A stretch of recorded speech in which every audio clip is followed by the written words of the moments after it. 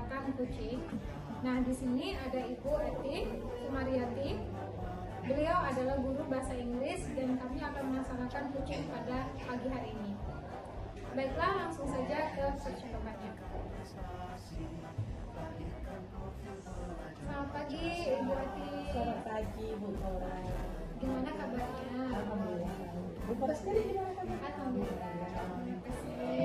Jadi hari ini kita akan melakukan supervisi ya, Bu ya. Oke, Nah, di sini saya sebagai observer Ibu, saya akan melakukan beberapa pertanyaan, menanyakan beberapa pertanyaan kepada Ibu.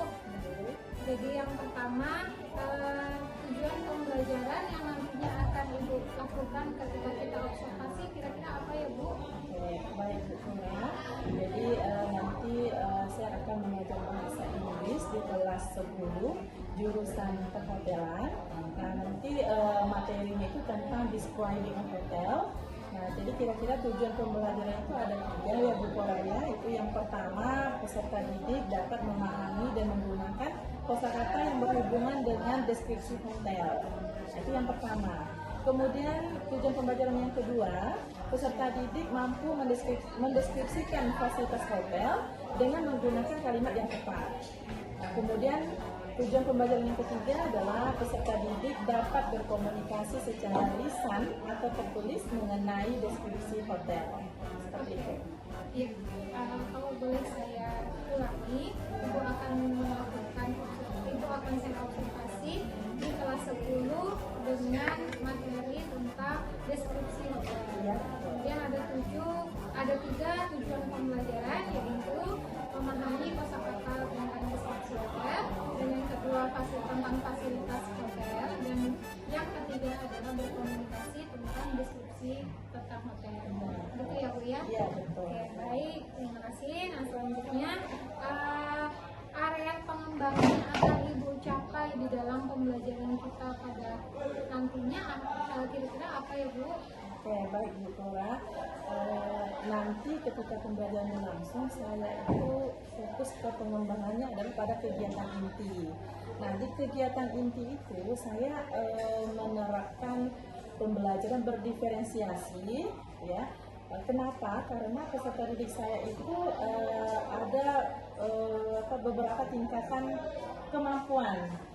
Nah, jadi nanti saya akan membaginya dalam beberapa kelompok, ya sesuai dengan tingkatannya, yaitu tingkatan di mana yang pertama peserta didik dengan tingkat pemahaman yang rendah, kemudian peserta didik dengan tingkat pemahaman yang sedang, kemudian peserta didik dengan tingkat pemahaman yang tinggi, seperti itu. Oke, baik. Jadi hari ini nantinya itu akan saya observasi di bagian atau di area yang ada pada kegiatan inti gitu ya, Bu ya. Nah, kegiatan inti ini nantinya Ibu akan lebih ditekankan pada proses berdiferensiasi. Nah, Ibu juga akan melakukan diferensiasi itu pada sisi intelektualnya gitu ya, Bu ya. Iya, betul. Intelektual rendah, sedang, dan juga tinggi. Bagus sekali Ibu, luar biasa sudah menggunakan teknik ini. Saya tidak sabar akan melihat kegiatan pembelajaran ini. Nah, kemudian untuk selanjutnya saya akan bertanya tentang strategi yang akan Ibu lakukan di dalam pembelajaran nantinya. Kira-kira menggunakan strategi apa, Bu? Oke, baik Bu Cora.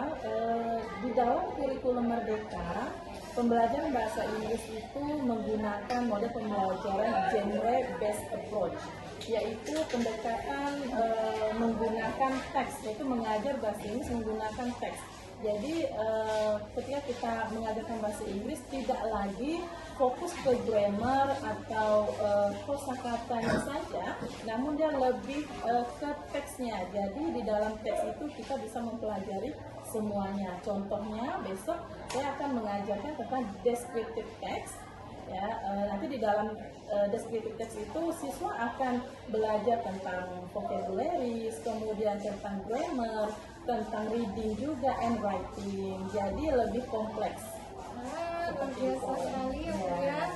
Keren sekali, akan saya sangat menantikan kegiatan observasi nantinya dengan strategi genre based approach. Iya, betul. Iya, Jadi selanjutnya kita akan melakukan kegiatan observasi ya Bu ya, Ya, siap. yang akan dilaksanakan besok hari ya Bu ya. Besok hari. Ya. Terima kasih atas kegiatan observasinya Ibu Eti. Sama-sama. Mudah-mudahan lancar kegiatan observasi besok Ya, dan amin. semuanya jadi bermanfaat untuk bagi kita semua dan anak-anak. Amin. Oke, terima kasih juga Bu Cora. Oke, jadi begitulah kegiatan pra-observasi yang saya lakukan dengan Ibu Eti selaku guru bahasa Inggris. Selanjutnya selamat siang. Selamat siang Bu Cora. Alhamdulillah kita sudah selesai melaksanakan kegiatan observasi ya Bu ya. Iya, betul. Dan alhamdulillahnya kita sudah melakukan observasi dengan lancar dan luar biasa tadi saya berikan tips untuk Ibu Eti. Makasih Bu Cora. Kegiatannya sangat seru, menyenangkan dan juga sangat menginspirasi. Terima kasih. Nah, gimana perasaan Ibu ketika saya observasi Bu? Oke.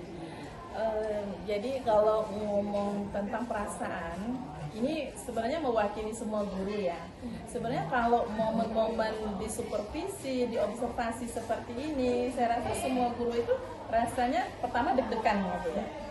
Tapi dari hati yang paling dalam, kalau saya sendiri ya Bu Cora, saya merasa senang ketika ada teman sejawat saya atau rekan guru yang mengobservasi saya ketika saya mengajar. Nah, kenapa? Karena menurut saya ini menjadi alat untuk, bukan alat sih, maksudnya kesempatan bagi saya untuk mengetahui kompetensi saya.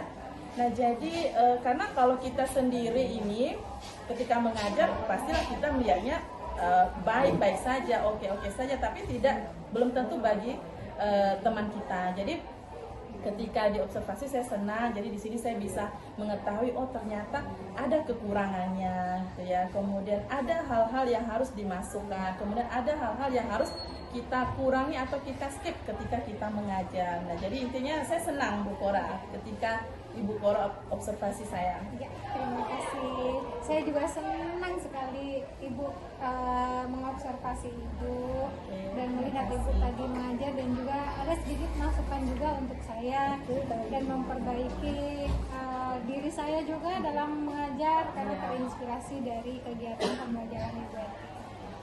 Nah, kemudian lanjut ya Bu ya. Menurut Ibu, ketika pembelajaran kemarin ini, apakah kegiatan Ibu itu sudah sesuai dengan area pengembangan yang kita diskusikan kemarin ketika pra-observasi Bu?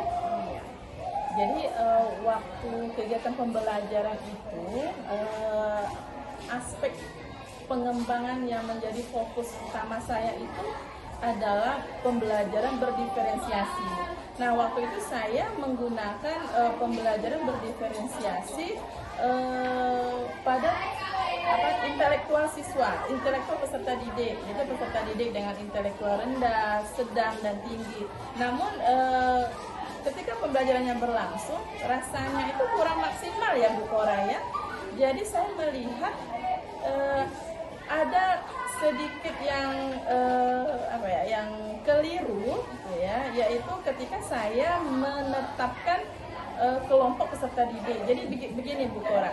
Jadi ada peserta didik yang sebenarnya dia itu punya kompetensi bahasa Inggris yang tinggi, namun saya letakkan di kelompok peserta didik yang intelektual sedang. Nah, ini saya bisa melihat ini ketika peserta didik tersebut menjawab beberapa pertanyaan, kemudian memberikan pendapat ketika pembelajaran, itu sangat bagus sekali. Nah, ternyata peserta didik ini sebenarnya masuk ke kelompok intelektual tinggi, bukan intelektual sedang. Saya rasa itu yang bikin kurang maksimal Bu Cora. Oke, jadi kalau boleh saya simpulkan bahwa Ibu Eti ini merasa bahwa kurang maksimal ya Bu ya pembelajaran kemarin karena faktor Ibu salah memasukkan siswa itu ke dalam kelompok